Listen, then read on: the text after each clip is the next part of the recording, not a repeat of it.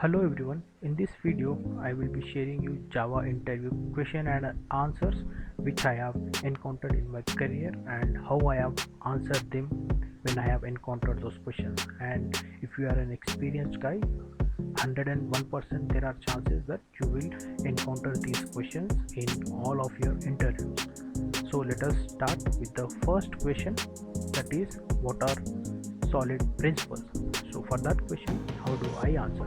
So solid principles are the object oriented design concepts relevant to software development. Solid is an acronym for 5 design principles, like S stands for single responsibility principle, O for open close principle, L for list scope substitution principle, I for interface segregation, and D for dependency inversion principle.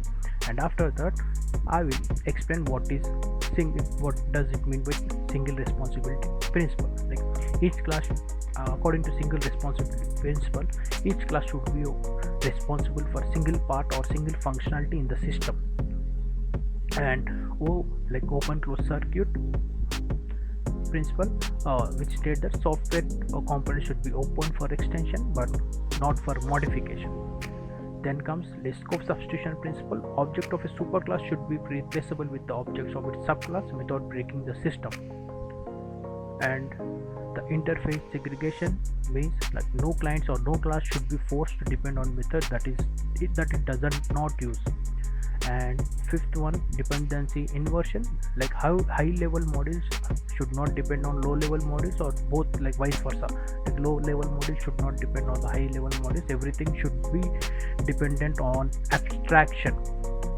So this is how I answer this question. Then comes there might be few people who may counter question this, like where exactly in your application you have used it. So you have to say like, if the same question is asked to me, like where have you used this principle, like, or any one of the principles they can ask.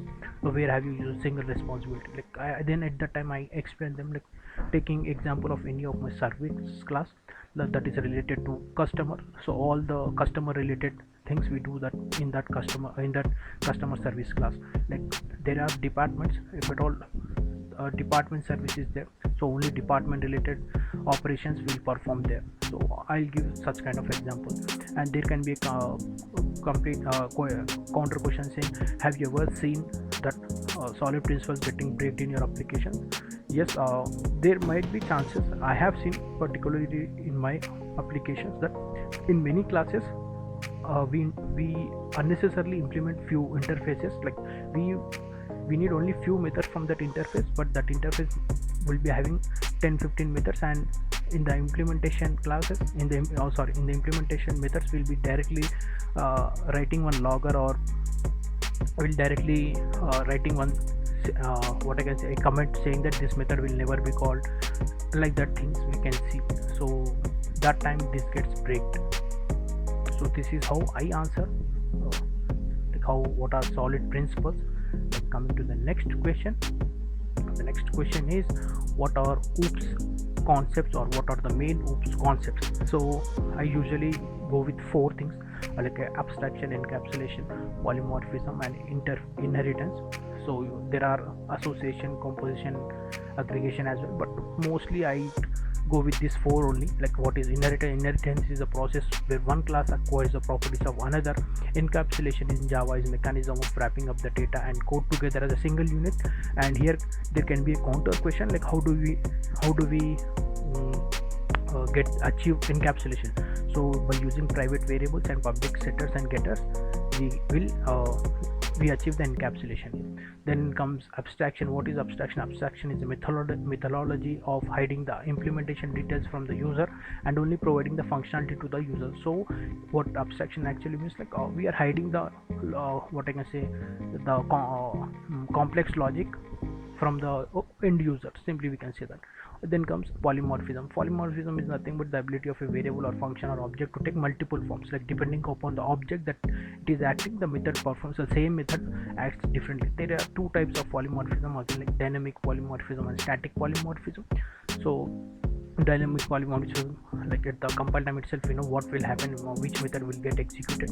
But in dynamic polymorphism, it is a different case, like at the runtime on what object the method is getting called, that method will get executed. So this was about the OOPS concept, and you can give the definition of class, object, everything comes under this. I usually prefer going with these four things, like inheritance, encapsulation, abstraction, and polymorphism. So mostly interviewers are happy with. Coming to the next question. Next question is difference between comparator and comparable in Java. So one of the most important question to check whether you have hands-on experience on this or not. So firstly, coming to the difference, so basically these two interfaces are used for sorting. So if at all we want to go for natural sorting, we go with comparable, and if at all we want to have a customized ordering or sorting, we go with comparator. And comparator, what I can say, we have compare method which take two method arguments. Comparable is having compare to method, we can, and comparable interfaces in Java util, and comparable interfaces from java.lang package. When I have to, this is one of the, like I said, this is one of the major difference I say whenever I have to answer this question. Like whenever I have access to a class, then I go with comparable. If at all I am not having access to the class directly, then or else if at all I am reading a class from jar, I am getting that class, then I'll go with comparator. So because whenever a class extend implements comparable in the same class, we need to have that we need to work the compare to method, and we need to give our logic.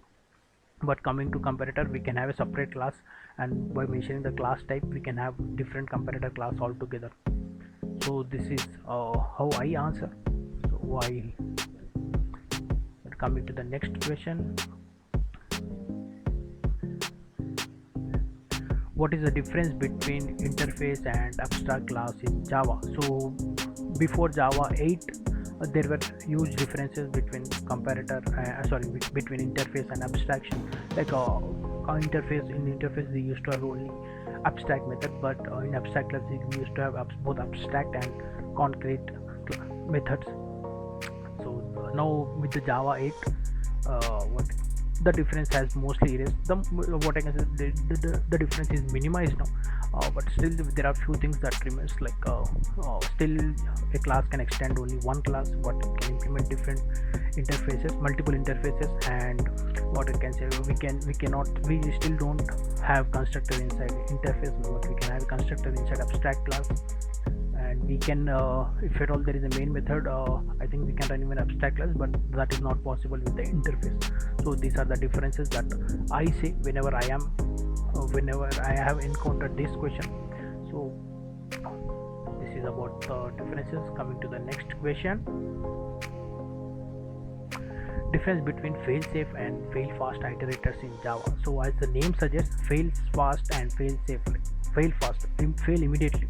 So what does that mean? So whenever a fail-fast iterator throws concurrent modification exception as soon as it detects any change on the collection object that we are iterating or that we are traversing. This is because it internally maintains a mod count, so number of objects that are present. If at all anything is getting added or anything is getting removed, at that time this mod count will change, and which in turn says that suppose there is some problem in that iterator that you are traversing currently, and immediately it will throw concurrent modification exception. But failsafe works differently. It traverses over the a copy of the collection object. It doesn't traverse on the original collection, but it traverses on the copy. So failsafe works we can say fail fast iterator works on the live collection, live object, but whereas failsafe works on the copy of the object. So this is how we can answer this. And we use failsafe iterator when we are not bothered about collection to be modified during iteration, as fail-fast iterator will not allow that. So if at all there is a scenario even though the objects are changing inside the collection, and if we don't want to throw an exception, at that time we'll go with fail-safe iterator. It's just by having a copy of there is my method, so we can use that method and say that, do that. Coming to the next question, can we override private or static methods in Java? So to be honest, this is a bit tricky question. Private, to be honest, we cannot, because the scope itself will not come into the child class, so we cannot override. Straightforward answer. But static method, it's a bit tricky. So whenever we are having a same static method inside child class, so basically we can have that, but what happens here is it will it will hide the parent class method. So that is one more important interview question, like what is method hiding comes into picture. Method hiding also it's the same thing, like we are having a both is static method both inside a parent class and inside a child class, and child class will hide the parent class static method. So as said, we cannot override private methods as the scope itself is not accessible. The scope itself is not to override. So the next question is, what is an association, aggregation, and composition? So this mainly comes under OOPS concepts only, but still this is being asked as a theoretical question, you can say. So this is how we can explain. So association is a relationship where all the objects have their own life cycle and there is no owner. Let us take an example of teacher and student. Like multiple students can associate with a single teacher, and a single student can associate with multiple teachers, but there is no ownership between the objects and both have their own life cycles. The relationship can be one to one, one to many, many to one, like that. So that is what is association. And coming to aggregation, aggregation is nothing but a specialized form of association where all the objects have their own life cycle, but there is an ownership, and child object cannot belong to another parent object. So example is there, like department and teacher we can take, and we can explain that. Coming to composition, composition also is a specialized form of aggregation, and it is like the child object cannot sustain without the parent. Or we can take house and rooms. Example, a room cannot individually survive. If at all there is a house, then there are rooms. If there is no house, the rooms will also not be present. So this is how I answer. So next question is,